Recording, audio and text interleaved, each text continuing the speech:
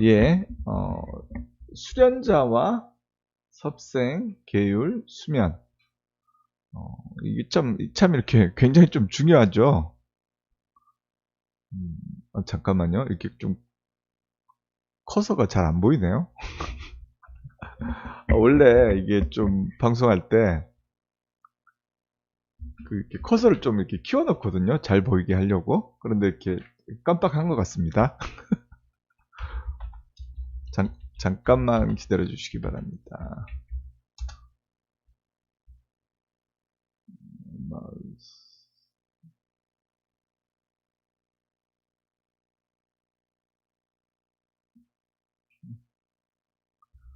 예, 수련자와 섭생, 계율, 수면. 이것에 대해서 오늘은 좀 설명을 드릴까 합니다. 이렇게 제가 아는 분들 혹은 이렇게 저한테 이렇게 저하고 이렇게 관계를 맺었던 분들한테 이렇게 수련하시는 분들 중에서는 제가 이렇게 자주 말씀드리는 것 중에 하나인데요. 이렇게 많은 분들이 좀 오해하고 계시거나 혹은 이렇게 잘못 알고 계시는 경우 또 그리고 이렇게 필요 이상으로 너무 이렇게 집착하는 경우가 이렇게 가끔씩 있는 것 같습니다. 그래서 오늘은 이 부분을 좀 이렇게 한 번은 이렇게 확실하게 좀 짚고 가야 되는 부분이 좀 이렇게 필요한 것 같아서 오늘은 이 부분에 대해서 좀 이렇게 설명을 드리고자 합니다.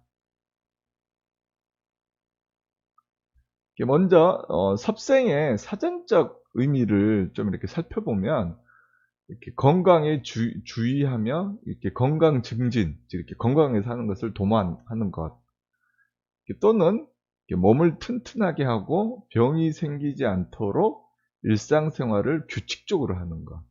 이게 뭐 이렇게 사전이 뭐 이렇게 뭐 의학 백과사전이라든가 또 이렇게 사전 종류에 따라서 조금씩 이렇게 의미가 좀 달라지는 것 같습니다. 그런데 이렇게 섭생이라고 하는 것이 이렇게 잘못 알고 있는 경우도 많이 있거든요. 이렇게 저도 이렇게 사전을 찾아보기 전에는 그냥 이렇게 단순히 먹는 것으로만 생각했는데 원래 본래의 의미는 섭생, 즉 말해서 내 몸을 튼튼하고 건강하게 하는 것, 그런 모든 행위를 어떻게 보면 이렇게 섭생이라고 볼 수 있는 것이죠.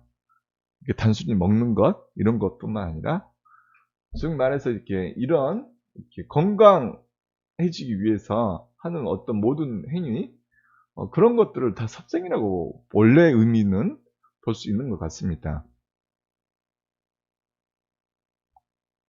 근데 이렇게 수련적으로 이렇게 바라보면 이렇게 섭생이라고 그러면 이렇게 수련하시는 분들은 이렇게 좀 단순하게 육류나 생선 이렇게 생명 있는 것들을 이렇게 금지하는 것을 이렇게 말하기도 합니다. 단편적으로 좀 좁은 의미에서 보는 거죠. 근데 이렇게 원래 섭생의 의미는 자신의 몸을 귀히 여기고 자신의 몸을 이렇게 튼튼하게 이렇게 상태가 좋게 그 다음에 이렇게 건강하게 하는 그 모든 행위를 섭생이라 하고 그 모든 행위를 통해서 자신의 이렇게 건강을 이렇게 윤택하게 하는 거죠. 몸이 건강해야지 수련이나 무엇도 이렇게 가능하지 않습니까?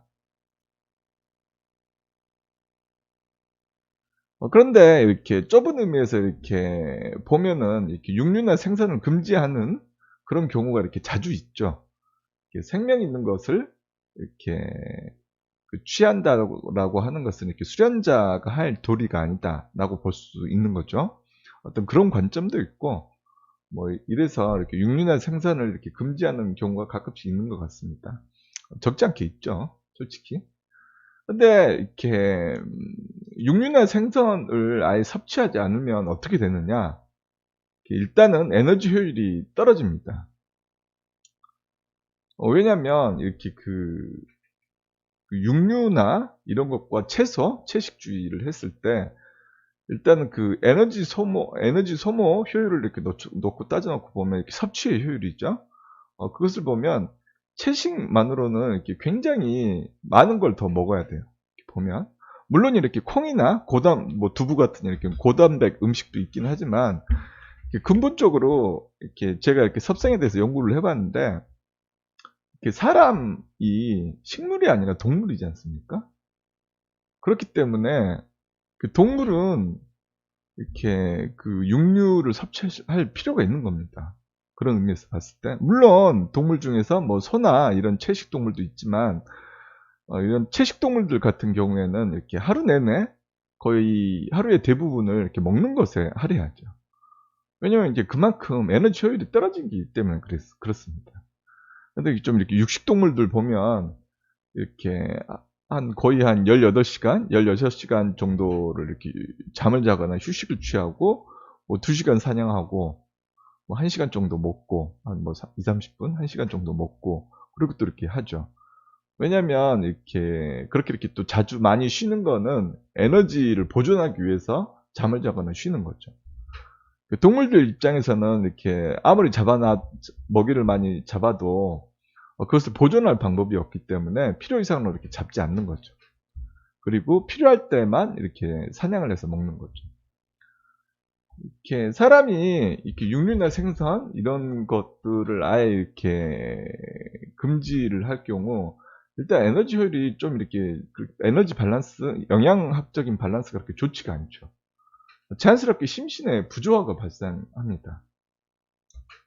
그리고 이것은 이렇게 수련에 비효율적인 경우가 발생할 그런 확률이 아주 높습니다.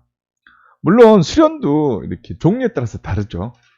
종류에 따라서 뭐 어떤 이렇게 단순한 명상이나 이런 것 같은 경우에는 이렇게 어떻게 보면은 이런 육류나 생선을 섭취하지 않아도 가능할지도 모르겠습니다. 근데 이렇게 좀 이렇게 고도의 정신 집중력을 요하는 그런 수련이 있어요. 뭐 예를 들어서 차크라 수련이라든가 어떤 기를 운용하는 에너지를 운용하는 그런 수련을 하실 경우에는 이게 이렇게 좀 집중력이 더 깊어진다라는 의미보다는 그 쓰는 에너지가 달라요.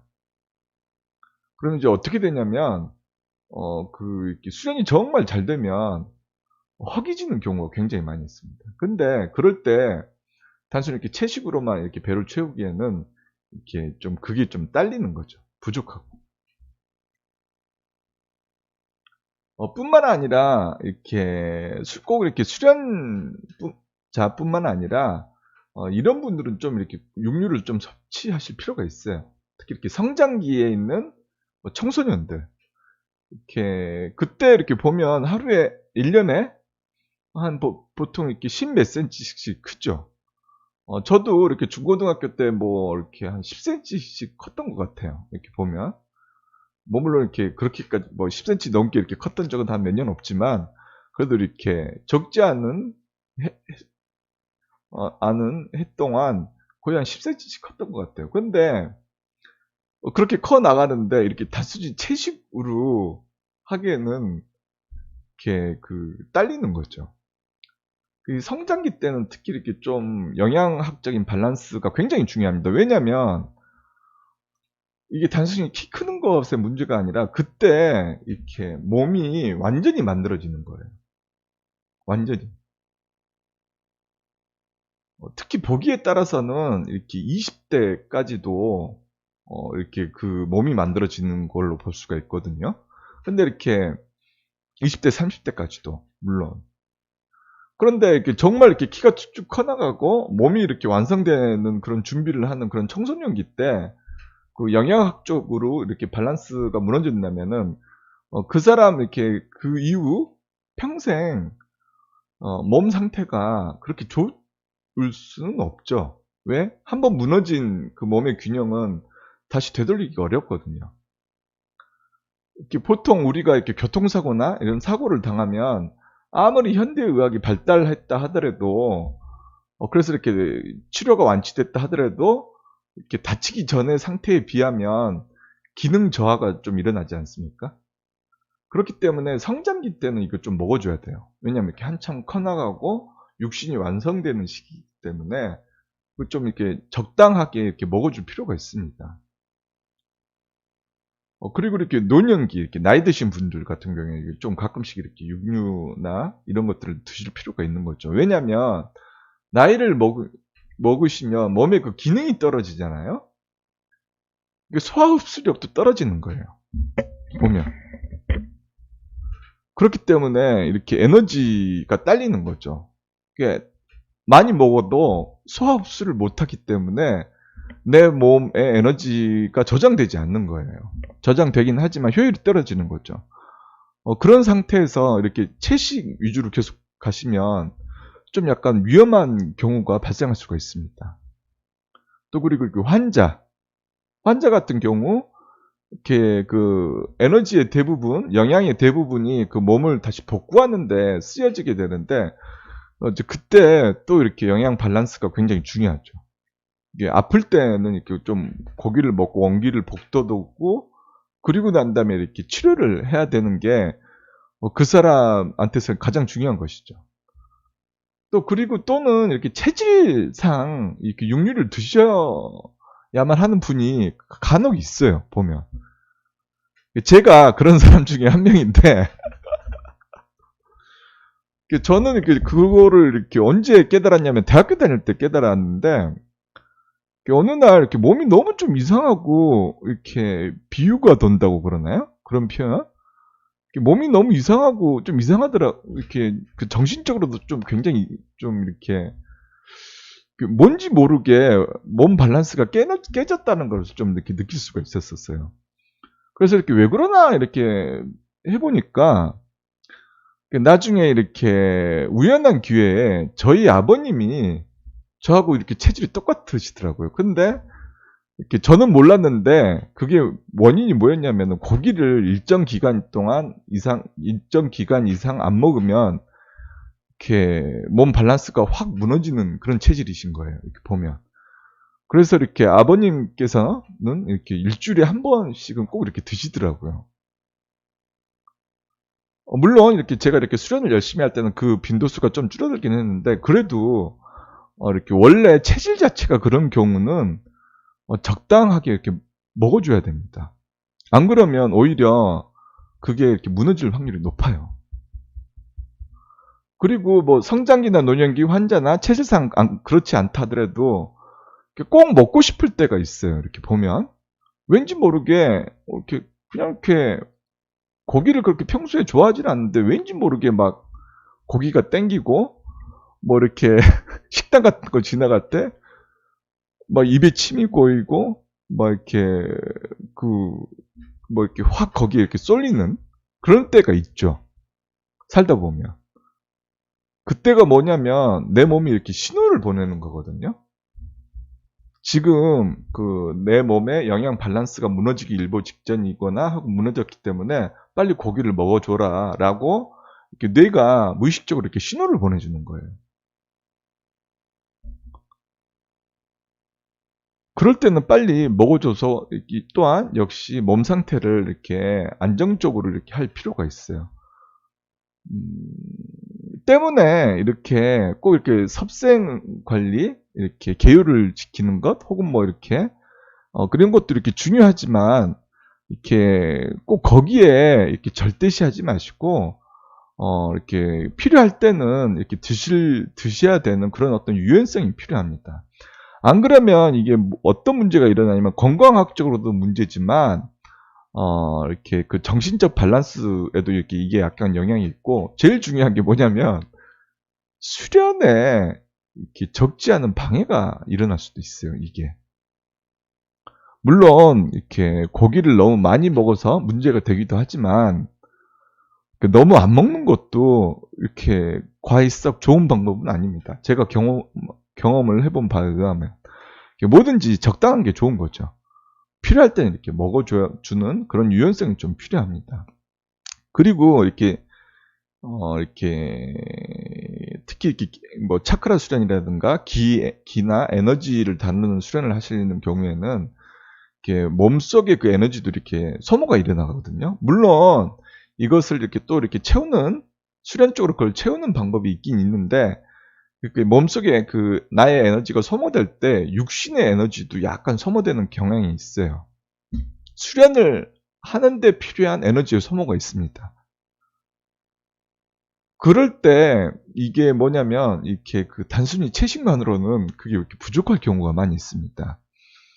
그 인도 밀교 쪽에 뭐 미레라빠인가 그 사람이 이렇게 수련을 계속 하다가 이렇게 계속 이렇게 수련이 안 됐는데 어느 날 그 여동생이 고기하고 술을 이렇게 그 사람이 수행을 하던 동굴에 놔두고 갔는데 그걸 먹고 난 다음에 그날 이렇게 밤에 자기도 모르게 이렇게 그 어떤 단계 특이점을 뛰어넘었다라는 이야기가 있거든요. 근데 물론 그게 이렇게 제가 이렇게 나중에 이렇게 자세하게 이렇게 해보면 꼭 이렇게 고기하고 술을 먹어서 그게 이렇게 그 단계를 뛰어넘은 것은 아닙니다. 이거 또 다른 이치가 있어요. 그거는. 근데 뭐냐면 이렇게 그만큼 육류나 생선 이런 것들을 이렇게 너무 터부시하고 너무 절대시하면서 금기시하는 거는 수련에서 그렇게 바람직하지 않다. 수련뿐만 아니라 내 정신적, 육체적 건강에도 이게 좀 무시하면 안 될 정도로 이렇게 그런 안 좋은 부분이 있으니까 이렇게 꼭 이렇게 유연성 있게 적당하게 드시는 것이 좋습니다. 제가 이렇게 수련을 한참 이렇게 할 때 오히려 굉장히 이렇게 수련이 정말 잘 되면 굉장히 배가 고파지는 경우가 많이 있습니다. 왜 그러냐면 이렇게 인간이라고 하는 존재, 사람이라고 하는 존재의 그 신체 구성 이렇게에서 에너지 소모가 가장 극심하게 일어나는 부분이 머리 부분이에요. 뇌. 그렇지 않습니까? 뇌에서 소비하는 그 에너지가 상당하거든요. 근데 이렇게 수련을 할 때 이렇게 고도의 집중과 몰입을 할 때 보면 그게 굉장히 이렇게 극대화되는 경향이 있습니다. 그렇기 때문에 이렇게 제가 이렇게 보면 허기지는 경우가 이렇게 많이 있었던 것도 그런 이유이기도 해요. 물론 항상 그렇지는 않죠. 하지만 이 부분을 좀 이렇게 너무 무시하시거나 그러시지 마시고 한번 곰곰이 생각하실 필요가 있습니다. 특히 성장기나 노년기 혹은 이렇게 몸이 약하신 분들, 체질적으로 그러신 분들, 그리고 이렇게 꼭 가끔씩 이렇게 먹고 싶을 때가 생길 때는 좀 이렇게 유연성 있게 한번 생각을 해보시는 것이 좋지 않나 이런 생각을 합니다. 그 다음에 이렇게 계율이 있어요. 이렇게 수련을 하시다 보면 혹은 이렇게 뭐 어떤 종교나 이런 데 보면 계율이 있잖아요. 계율에 대해서 한번 살펴보도록 하죠. 계율은 이렇게 여러 가지 의미가 있고 있는데 일단은 이렇게 좀 이렇게 공통적으로 한번 바라보면 어떤 한 종파나 교단 내부, 단체 내부의 규율이라고 볼 수가 있죠. 원래는 이렇게 계율이라고 하는 게 이렇게 불교에서부터 파생된 건데, 뭐 여러 가지 의미가 있어요. 그리고 이렇게 설명을 하자면 너무 긴데, 그냥 간단하게 얘기해서, 계와 율이 합쳐진 것을 계율이라고 한다. 계는 자발적인 거. 이렇게 불살생이나 불투도, 이렇게 훔치지 말고, 훔치지 않는다, 살생을 하지 않는다 라는 건데 이게 뭐냐면 이렇게 자발적으로 자기 자신이 이러한 것들은 지키겠다라고 하는 어떤 결심, 선언 이런 의미가 있는 거죠. 율은 뭐냐면 법률할 때 율이잖아요. 이게 뭐냐면 굉장히 이렇게 타율적이고 강제적인 거예요. 예를 들면 이렇게 사회 법률 같은 어떤 그런 단체 내부의 규율인 거죠. 이건 좀 약간 타율적이고 강제적인 거죠. 이게 이제 계율 이것을 보면은 이것의 의미나 그 용도를 보면 간단하게 말해서 개인이나 단체의 안정성과 지속성을 확보하는 그런 의미가 있는 거죠. 개인 내부에서도 안정성을 확보하고 단체의 유지와 발전, 그 다음에 계승 같은 것을 위해서 이렇게 지속성을 확보하는 거예요. 이게 왜 그러냐면 이렇게 계율이 좀 중요한 부분이 있긴 있어요. 왜냐면 이렇게 자신의 내부적으로는 그 수련자 개개인을 지키는 어떤 명시적인 룰이 되기도 하거든요. 초심자일 때도 굉장히 중요한데 이렇게 공부가 어느 정도 진행되고 난 다음에도 또 굉장히 중요해요. 왜냐면 이렇게 자기가 어느 정도 공부가 됐다라고 이렇게 생각하기 시작하면 그때부터 교만함이 싹트기 시작하거든요. 교만함이 싹트기 시작해요. 그래서 멋대로 행동해버릴 경우가 많습니다. 처음에는 이렇게 자기 자신도 좀 조심하는데 이렇게 가진 명분과 합리화를 하면서 자기 멋대로 자기 마음대로 해버리는 경우도 이렇게 간혹 생기죠. 그 때문에 어느 정도 수준에서는 항상 그걸 염두에 두고 어떤 나침반, 지침 같은 그런 의미로 자기 자신을 이렇게 지키는, 수련자 개개인을 지키는 그런 것도 이렇게 필요하다고 볼 수가 있는 거죠. 분명히 역할적으로는 필요하기도 합니다. 단체로 봤을 때는 사람이 한두 명 모이고 뭐 두세 명 모이면 그렇게 큰 상관이 없는데, 단체가 커지기 시작하면 어떻게 돼요? 이렇게 별의별 사람이 다 들어오죠. 그 사람들 속에서는 이렇게 각가지 욕망을 숨기고, 그 다음에 각가지 성향들이 또 다 있으니까 이게 중구난방이 되기 쉬워요. 어떤 단체든 어떤 조직이든 그 단체의 성격과 어떤 방향성, 목적을 지키기 위해서는 나름대로의 내부 규칙이 필요한 거죠. 그런 의미에서 어떤 계율의 의미라고, 이렇게 계율의 의미, 또 계율의 필요성, 효용성이라고 볼 수가 있는 거죠.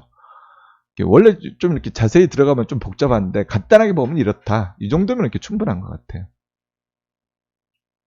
그런데 이렇게 간혹 가다가 수련자들 중에 간혹 가다가 계율 그 자체를 너무 절대시하는 경우가 있어요. 이렇게 보면. 근데 제가 아까도 말씀드렸다시피 계율을 통하여 수련자가 혹은 어떤 단체가 그 수련을 잘하기 위한 준비 혹은 안정성을 확보하는 그런 의미는 있지만, 계율 그 자체가 수련을 의미하는 건 아니에요. 계율은 수련 그 자체라고 볼 수는 없습니다. 수련을 잘하기 위한 준비 과정, 최소한의 안정장치라고 볼 수 있는 거지 수련 그 자체라고 볼 수는 어려워요. 근데 간혹 가다가 계율에 목숨 거시는 분들이 있어요. 그런 분들은 그 계율을 얼마나 잘 지키냐 잘 못 지키냐로 어떤 사람의 수련의 정도를 이렇게 가늠하기도 합니다. 참 안타깝죠. 왜 그러냐면 이렇게 수련이 뭔지 몰라서 그래요. 보면. 물론 나름대로 의미와 중요성은 있죠. 근데 계율이나 어떤 내부 규약 이런 것들은 내가 수련을 잘하기 위해서 필요한 방편이지 수련 그 자체는 아니에요. 어떤 경우가 있냐? 할 줄 아는 게 그거 지키는 것밖에 없는 거야. 할 줄 아는 게. 그리고 자기가 자기 자신이 수련을 잘 못하니까 당당함이라든가 어떤 그런 자기를 지켜줘야 될 게 필요하잖아요. 그런데 자기가 할 줄 아는 게 이거밖에 없는 거야. 그러니까 뭐예요? 굉장히 히스테리컬하게 계율을 지켜요. 그러면서 이렇게 자기 자신이 이렇게 계율을 정말 칼같이 지키고 목숨 걸고 지키니까 내 수련의 정도가 높다. 이렇게 그런 식으로 반대급부적으로 생각하는 거죠. 계율 그런 식으로 천년만년 지켜봤자 수련의 깊이가 발전하지는 않습니다. 수련이 발전하는 건 다른 의미예요. 다른 영역이에요. 물론 그렇다고 계율 자체를 아예 무시하면 그렇죠. 하지만 계율도 적당한 게 필요한 겁니다. 계율 그 자체가 수련은 아니다. 명확히 구분하실 필요가 있어요. 물론 이렇게 그 어떤 분, 그 말하는 분의 의도에 따라서 그게 다르기도 하거든요. 이렇게 어떤 단체가 큰 단체인 경우에는 너무 사고치는 애들이 많으니까 계율을 필요 이상으로 중시하기도 합니다. 왜 안 그러면 이렇게 중구난방이 되거든요. 이렇게 보면 이게 이렇게 단체가 커진 것에 대한 피해라고 볼 수도 있는 거죠. 좀 그래요. 이것도 필요하긴 한데 너무 그럴 필요는 없다. 이렇게 또 이렇게 수련의 종류나 어떤 단체의 성격, 단체의 역사하고도 연관이 좀 있다. 이 정도로 아시면 될 것 같습니다.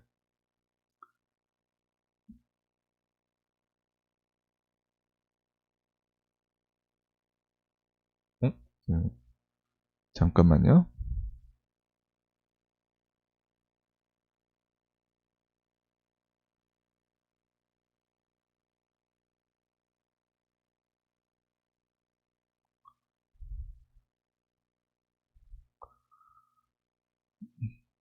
자, 섭생, 계율, 수면. 수면은 뭐 간단한 거니까 제가 이렇게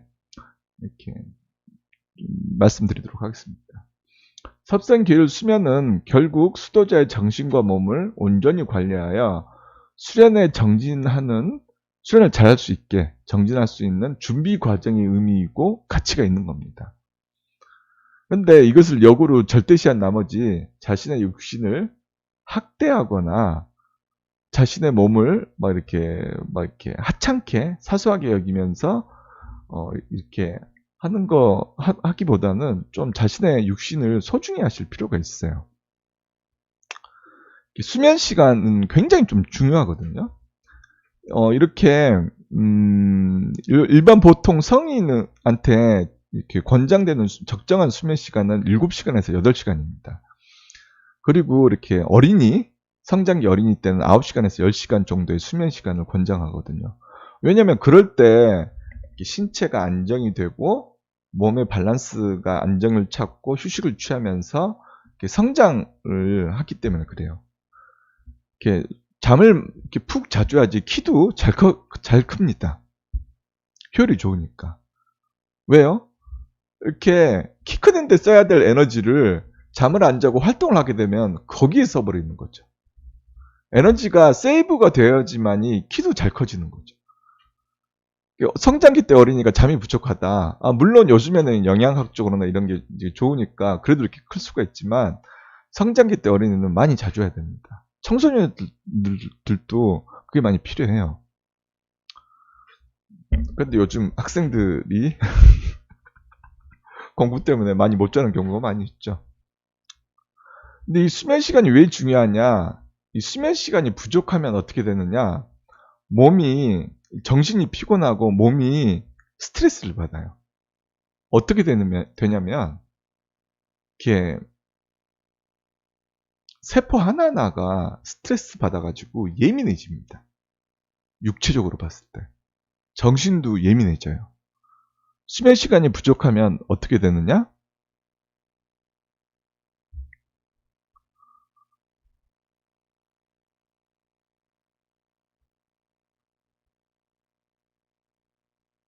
그러면 어떻게 되겠어요? 이렇게 수련하는 거는 그 어떤 수련이 됐든 집중과 몰입을 요구하거든요. 근데 뭐예요? 정신적으로 스트레스 받아 있고, 내 몸의 세포 하나하나도 필요하고 스트레스 받아서 예민해져 있다면 어떻게 되겠습니까? 집중과 몰입이 힘듭니다. 실제로 그래요. 몸의 이상 반응이나 거부 반응, 피곤하기 때문에 자고 싶고 이런 것들이 막 총체적으로 쌓이면서 어떻게 되냐면 몸이 예민해져요. 심신이. 그러면 어떻게 돼요? 그 집중과 몰입을 해 들어가는 데 있어서 이상 반응이 계속 일어나면서 이렇게 집중과 몰입이 약해집니다. 오히려 역으로. 몸이 편안하고 정신이 차분해진 상태에서 몸이 편안해야지 집중과 몰입이 잘 되거든요. 그런데 가끔씩 보면 이렇게 수련을 위해서 저녁 늦게나 새벽에 이렇게 수련하시는 분들이 있어요. 가끔씩 하는 거는 괜찮은데 지속적으로 한다. 그럼 어떻게 되겠습니까? 그 육체의 밸런스가 무너지기 때문에 건강을 확 해칩니다. 특히 그분이 이렇게 자유로운 시간을 자유롭게 쓸 수 있는 그런 결정권을 가지고 있어서 그렇게 뭐 밤늦게라든가 새벽에 수련하시고 충분히 휴식을 취하시고 뭐 오후에 출근한다. 혹은 뭐 이렇게 자영업의 종류에 따라서 다르지만 이렇게 자기가 시간을 나름대로 이렇게 컨트롤할 수 있다. 그러면 이렇게 이렇게 수면 시간을 조정해서 이렇게 자기 몸 밸런스를 이렇게 챙길 수가 있는데, 근데 이렇게 직장 다녀야 돼. 그리고 낮에 활동을 해야 돼. 근데 그런데 밤늦게 혹은 이렇게 새벽에 일어나서 한다. 중장기적으로 봤을 때는 굉장히 힘들어집니다. 왜? 집중과 몰입력이 한없이 약해져요. 물론 강력한 의지를 내서 그걸 뛰어넘을 수도 있겠지만 그래봐야 몸이 망가집니다. 그래서 저는 이렇게 정말 중요한 단계 때도 하루에 7시간 이상은 꾸준히 자려고 노력했어요. 그리고 점심 먹고 난 다음에 이렇게 좀 시간이 어느 정도 지나고 난 다음에 10분, 20분이라도 이렇게 휴식을 취했어요. 잠이 오건 오지 않건 누워서 잤어요.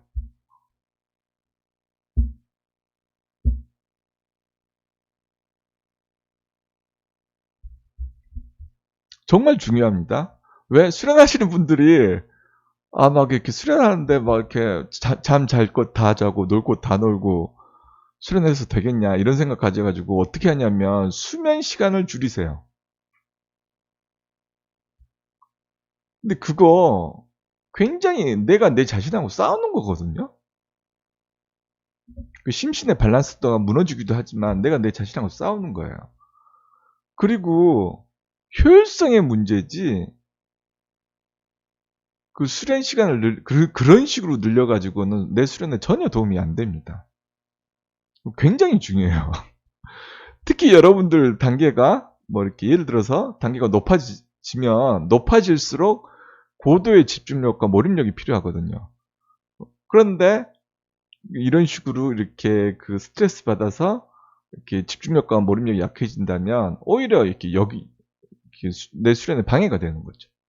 수련을 잘하려고 했던 행위가 내 수련에 방해가 되는 겁니다.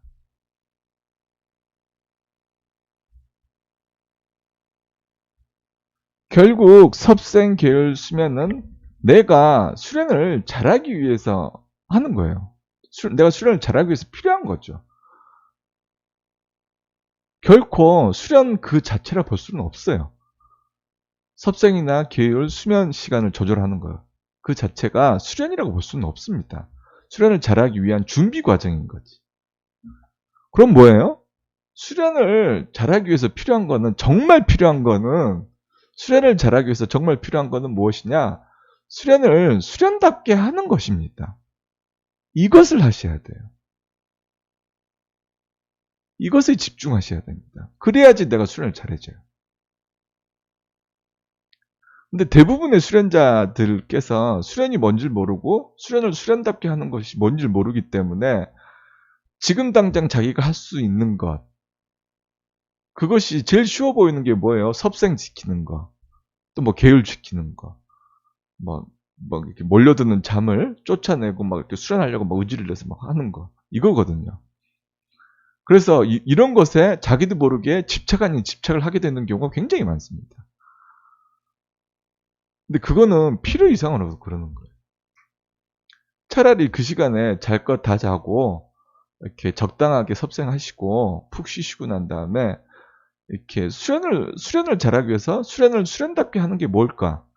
이거를 한 번 더 생각해 보시고 한 번 더 연구해 보시는 게 훨씬 더 도움이 됩니다. 실제로 그래요.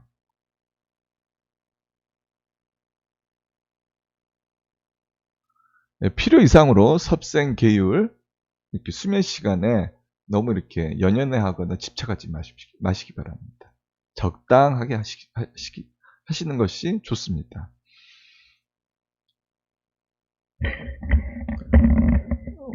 예, 오늘은 이렇게 섭생, 계율, 수면에 대해서 좀 이렇게 한번 살펴봤습니다.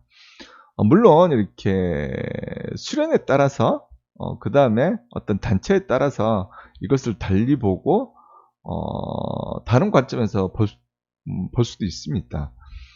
예, 하지만 이렇게 일반적인 관점에서 봤을 때는 그리고 이렇게 저의 경험에 비춰보면 이렇게 그것을 지키는 것이 굉장히 중요하긴 하지만 오히려 그것을 지키고 이렇게 하는 것이 목적이 되면 안 됩니다.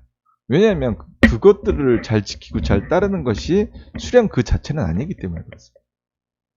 아까도 말씀드렸다시피 수련을 잘하기 위해서는 수련을 수련답게 하는 것이 중요합니다. 수련을 수련답게 하는 것이 무엇인가? 그것을 연구하시고 시도하시고 노력하시는 것이 오히려 내 수련의 발전에 더 큰 도움이 됩니다. 제가 이렇게 수련을 하면서 정말로 그런 분들을 정말 많이 봤어요. 섭생에 목숨 거는 분, 계율 지키는 것에 목숨 거시는 분. 근데 제가 이렇게 여쭤봤거든요. 왜 그렇게 섭생에 집착하십니까? 왜 그렇게 계율에 집착하세요? 뭐냐면 그 중에 한 명이 저한테 솔직하게 얘기하더라고요. 할 줄 아는 게 이거밖에 없다고. 할 줄 아는 게 그거밖에 없대요.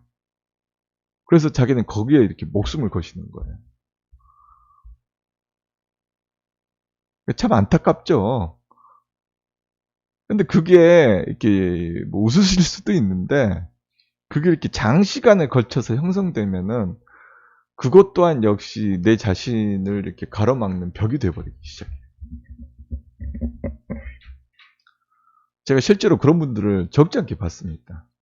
할 줄 아는 게 섭생지키는 거, 할 줄 아는 게 그렇게 계율지키는 것밖에 없어가지고 거기에 목숨 걸고 그것을 이렇게 절대시하는 거죠. 근데 제가 명확히 보면 그것과 수련을 잘하는 것과는 별개입니다. 물론 어느 정도 시너지 효과가 있고 어떤 일정 정도 부분에서는 도움을 주고받기도 하지만 그 분명히 제가 경험해본 바에 의하면 분명히 그것은 이렇게 수련 그 자체이지는 않습니다. 이 부분을 이렇게 명확하게 정리하실 필요가 있는 것 같아요. 이거는 이렇게 저의 관점이니까 뭐 이렇게 사람마다 또 다를 수도 있겠죠. 다시 한번 이렇게 이 부분에 대해서 생각해 보시는 것도 좋을 것 같습니다. 예, 오늘도 이렇게 여러분 어떻게 보면 이렇게 수련자들한테 가장 필요한 것이기도 하죠. 뭐 그런 것 때문에 필요 이상으로 스트레스 받고 이렇게 괴로운 경우가 또 많이 있기도 하죠. 이 부분에 대해서 섭생, 계율, 수면에 대해서 한번 살펴봤습니다. 이렇게 하루 마무리 잘 하시고 이렇게 푹 쉬시기 바랍니다. 그리고 다음에 또 뵙도록 하겠습니다. 오늘 수련은 이것으로 마치도록 하겠습니다. 함께 해주셔서 감사합니다.